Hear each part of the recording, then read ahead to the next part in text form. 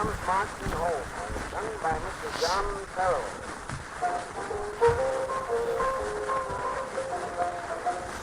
He comes marching home again, hurrah, hurrah. Wave to my heart, he welcomes and hurrah, hurrah. The men will cheer and the boys will shout, the ladies they will all turn out, we'll all feel gay when Johnny comes marching home.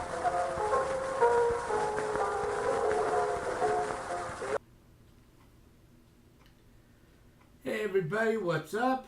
Welcome back to A People's Historian, the show where we read about 30 minutes of history together. My name is Jason Kishinev, and we are reading Chapter 10 of A People's History of the United States by Howard Zinn. If you like what you hear, hit that like and subscribe button and the notification bell so you get notified when I make a new video. Let's dig in. Union troops were used to break strikes. Federal soldiers were sent to Cold Springs, New York to end a strike at a gunworks where workers wanted a wage increase. Striking machinists and tailors in St. Louis were forced back to work by the Army. In Tennessee, a Union general arrested and sent out of the state 200 striking mechanics. When engineers on the Reading Railroad struck, troops broke that strike as they did with miners in Tioga County, Pennsylvania. White workers of the North were not enthusiastic about a war which seemed to be fought for the black slave or for the capitalist, for anyone but them. They worked in semi-slave conditions themselves. They thought the war was profiting the new class of millionaires. Were they wrong? They saw defective guns sold to the army by contractors, sand sold as sugar, rye sold as coffee, shop sweepings made into clothing and blankets, paper soled shoes produced for soldiers at the front, Navy ships made of rotting timbers, soldiers' uniforms that fell apart in the rain. The Irish working people of New York, recent immigrants, poor, looked upon with contempt by Native Americans, could hardly find sympathy for the black population of the city who competed with them for jobs as longshoremen, barbers, waiters, domestic servants. Blacks pushed out of these jobs often were used to break strikes. Then came the war, the draft, the chance of death, and the Conscription Act of 1863 provided that the rich could avoid military service. They could pay $300 or buy a substitute. In the summer of 1863, a Song of the Conscripts was circulated by the thousands in New York and other cities. One stanza, "We're coming, Father Abraham, 300,000 more. We leave our homes and firesides with bleeding hearts and sore. Since poverty has been our crime, we bow to thy decree. We are the poor and have no wealth to purchase liberty." When recruiting for the army began in July 1863, a mob in New York wrecked the main recruiting station. Then for 3 days, crowds of white workers marched through the city, destroying buildings, factories, streetcar lines, homes. The draft riots were complex. Anti-black, anti-rich, anti-Republican. From an assault on draft headquarters, the rioters went on to attacks on wealthy homes, then to the murder of blacks. They marched through the streets, forcing factories to close, recruiting more members of the mob. They set the city's colored orphan asylum on fire. They shot, burned, and hanged blacks they found in the streets. Many people were thrown into the rivers to drown. See, the establishment, the man, always has us blaming the minority people for the poor economy, right? On the fourth day, Union troops returning from the Battle of Gettysburg came into the city and stopped the rioting. Perhaps 400 people were killed. No exact figures have ever been given, but the number of lives lost was greater than in any other incident of domestic violence in American history. Joel Tyler Headley gave a graphic day-by-day description of what happened. Second day, the fire bells continually ringing increased the terror that every hour became more widespread. Especially was this true of the Negro population. At one time, there lay at the corner of 27th Street and 7th Avenue the dead body of a Negro, stripped nearly naked, and around it a collection of Irishmen absolutely dancing or shouting like wild Indians. A Negro's barber shop was next attacked and the torch applied to it. A Negro lodging house in the same street next received the visit of these furies and was soon a mass of ruins. Old men 70 years of age and young children too young to comprehend what it all meant were cruelly beaten and killed.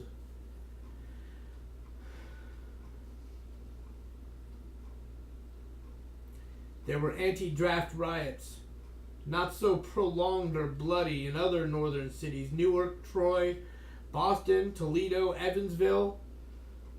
In Boston, the dead were Irish workers attacking an armory who were fired on by soldiers. In the South, beneath the apparent unity of the white Confederacy, there was also conflict. Most whites, 2/3 of them, did not own slaves.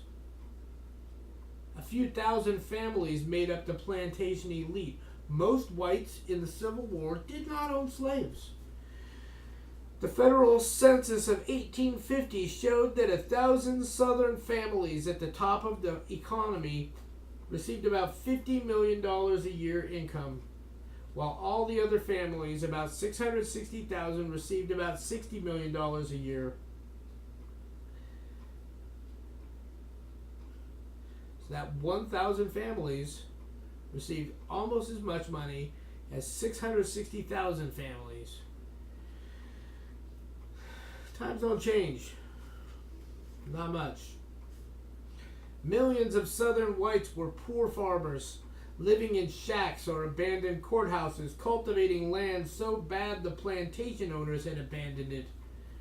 Just before the Civil War in Jackson, Mississippi, slaves working on a cotton factory received 20 cents a day for board, and white workers at the same factory received 30 cents.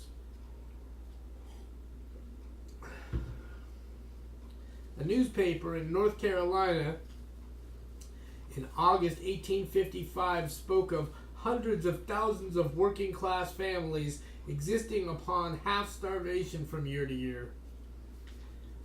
Behind the rebel battle yells and the legendary spirit of the Confederate Army, there was much reluctance to fight. A sympathetic historian of the South, E. Merton Coulter, asked, "Why did the Confederacy fail? The forces leading to defeat were many, but they may be summed up in this one fact. The people did not will hard enough and long enough to win. No money or soldiers, but willpower and morale were decisive." Not money or soldiers. The conscription law of the Confederacy, too, provided that the rich could avoid service. Did Confederate soldiers begin to suspect they were fighting for the privileges of an elite they could never belong to? In April 1863, there was a bread riot in Richmond. That summer, draft riots occurred in various southern cities. In September, a bread riot in Mobile, Alabama. Georgia Lee Tatum, in her study Disloyalty in the Confederacy, writes, "Before the end of the war, there was much disaffection in every state, and many of the disloyal had formed into bands. In some states, into well-organized active societies." The Civil War was one of the first instances in the world of modern warfare. Deadly artillery shells, Gatling guns, bayonet charges, combining the indiscriminate killing of mechanized war with hand-to-hand combat. The nightmare scenes could not adequately be described except in a novel like Stephen Crane's The Red Badge of Courage. And I recommend that book if you haven't read it. It's a good book. In one charge before Petersburg, Virginia, a regiment of 850 Maine soldiers lost 632 men in half an hour. It was a vast butchery. 623,000 dead on both sides and 471,000 wounded. Over 1 million dead and wounded in a country whose population was 30 million. No wonder that desertions grew among Southern soldiers as the war went on. As for the Union Army, by the end of the war, 200,000 had deserted. Still, 600,000 had volunteered for the Confederacy in 1861, and many in the Union Army were volunteers. The psychology of patriotism, the lure of adventure, the aura of moral crusade created by political leaders worked effectively to dim class resentments against the rich and powerful and turn much of the anger against the enemy. As Edmund Wilson put it in Patriotic Gore, we have seen in our most recent wars how a divided and arguing public opinion may be converted overnight into a national near unanimity, an obedient flood of energy which will carry the young to destruction and overpower any effort to stem it. The unanimity of men at war is like that of a school of fish, which will swerve simultaneously and apparently without leadership when the shadow of an enemy appears, or like a sky-darkening flight of grasshoppers which all, compelled by one impulse, will descend to consume the crops. Under the deafening noise of the war, Congress was passing and Lincoln was signing into law a whole series of acts to give business interests what they wanted. While the people are distracted. To give business interests what they wanted and what the agrarian South had blocked before secession. The Republican platform of 1860 had been a clear appeal to businessmen. Now Congress in 1861 passed the Morrill Tariff, M-O-R-R-I-L-L, Morrill Tariff. This made foreign goods more expensive, allowed American manufacturers to raise their prices, and forced American consumers to pay more. American consumers always pay more. The following year, a Homestead Act was passed. It gave 160 acres of western land, unoccupied and publicly owned, to anyone who would cultivate it for 5 years. Anyone willing to pay $1.25 an acre could buy a homestead. Few ordinary people had the $200 necessary to do this. Speculators moved in and bought up much of the land. Homestead land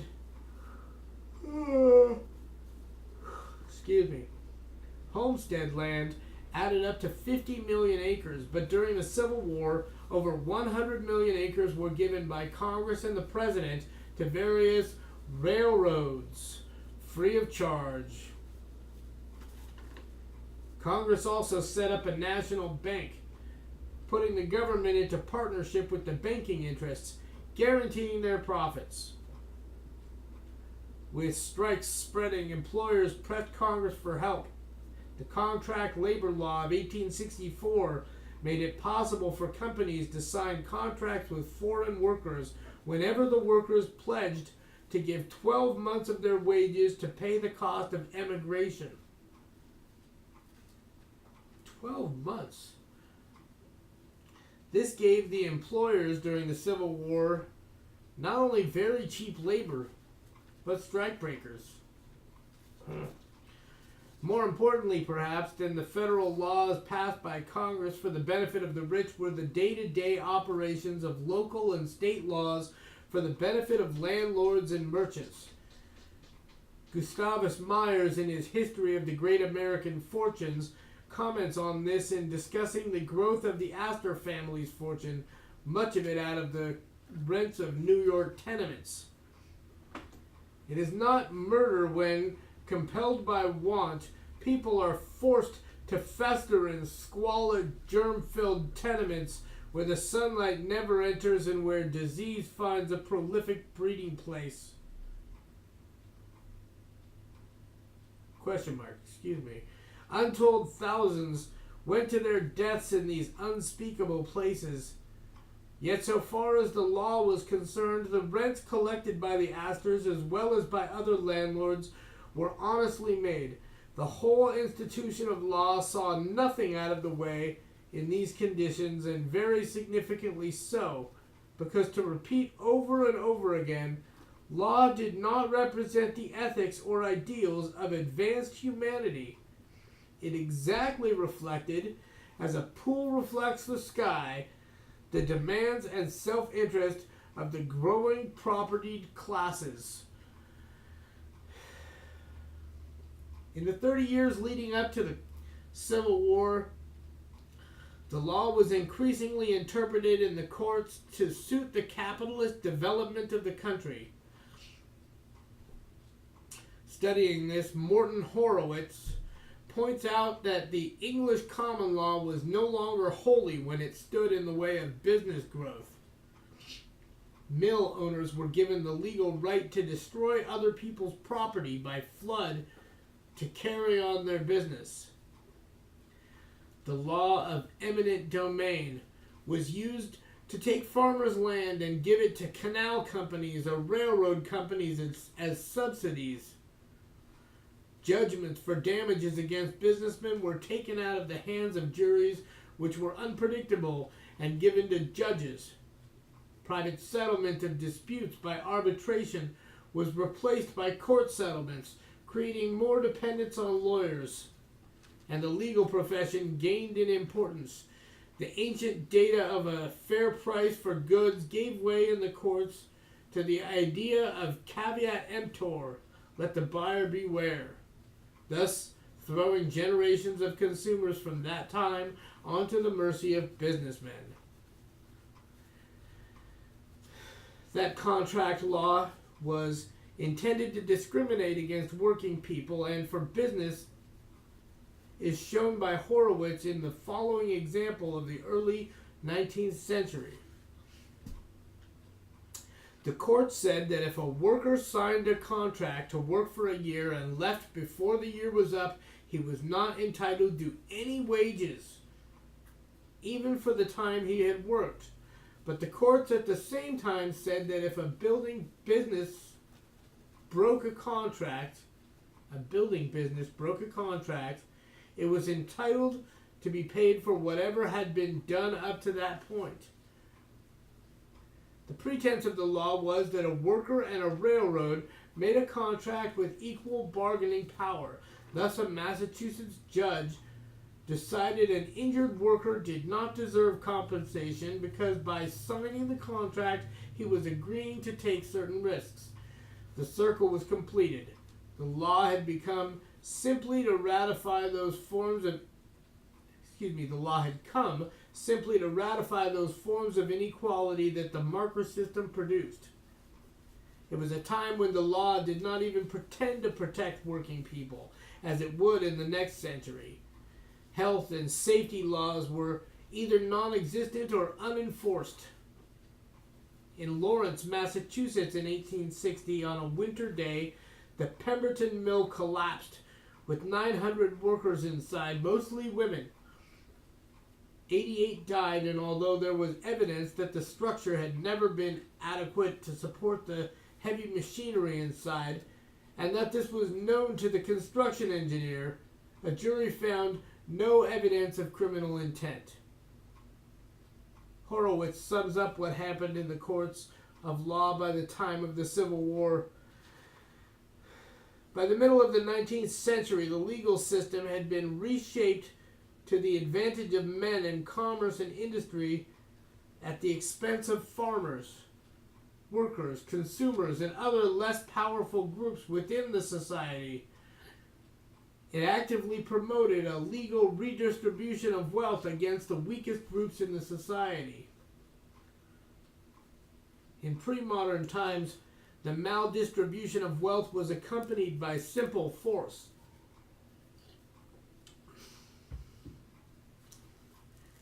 In modern times, exploitation is disguised.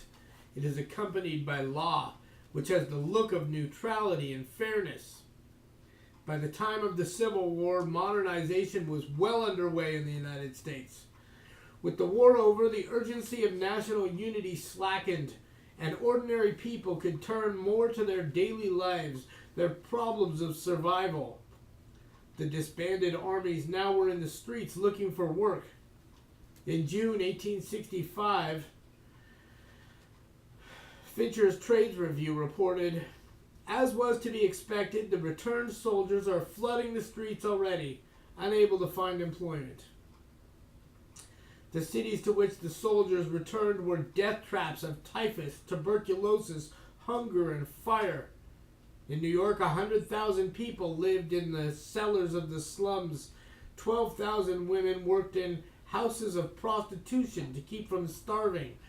The garbage, lying 2 feet deep in the streets, was alive with rats. In Philadelphia, while the rich got fresh water from the Schuylkill River, everyone else drank from the Delaware, into which 13 million gallons of sewage were dumped every day. Oh, God! No!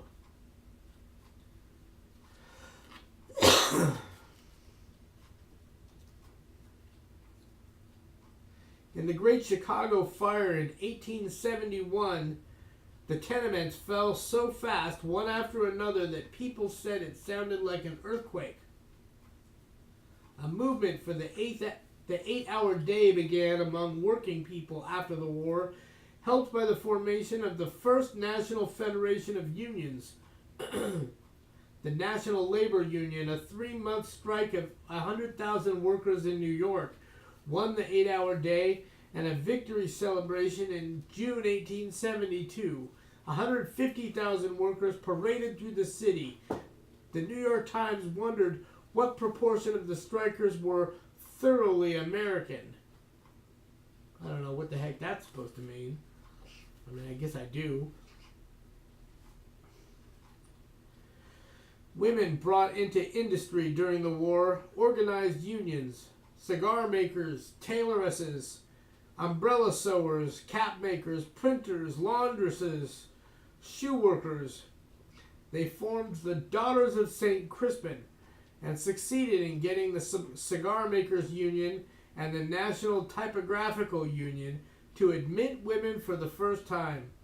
A woman named Gussie Lewis of New York became corresponding secretary of the Typographers Union, but the cigar makers and typographers were only 2 of the 30-odd national unions, and the general attitude toward women was one of exclusion. In 1869, the collar laundresses of Troy, New York, whose work involved standing over the wash tub and over the ironing table with furnaces on either side, the thermometer averaging 100 degrees for wages averaging $2 to $3 a week, according to a contemporary account, went on strike. Their leader was Kate Mullaney, excuse me, second vice president of the National Labor Union. 7,000 people came to a rally to support them, and the women organized all kinds of problems getting through this. Sorry. 7,000 people came to a rally to support them, and the women organized a cooperative collar and cuff factory to provide work and keep the strike going. But as time went on, outside support dwindled. The employers began making a paper collar requiring fewer laundresses. The strike failed. The dangers of mill work intensified efforts to organize. Work often went on around the clock. At a mill in Providence, Rhode Island, fire broke out one night in 1866. There was a panic among the 600 workers, mostly women, and many jumped to their deaths from upper story windows. Excuse me. In Fall River, Massachusetts, women weavers formed a union independent of the men weavers. They refused to take a 10% wage cut that the men had accepted, struck against 3 mills, won the men's support, and brought to a halt 3,500 looms and 156,000 spindles, with 3,200 workers on strike. But these children needed food. But their children needed food, not these. Their children needed food. That's the 3rd time I've said it. What's the matter with you? But their children needed food. They had to return to work, signing an ironclad oath, later called a Yellow Dog Contract, not to join a union.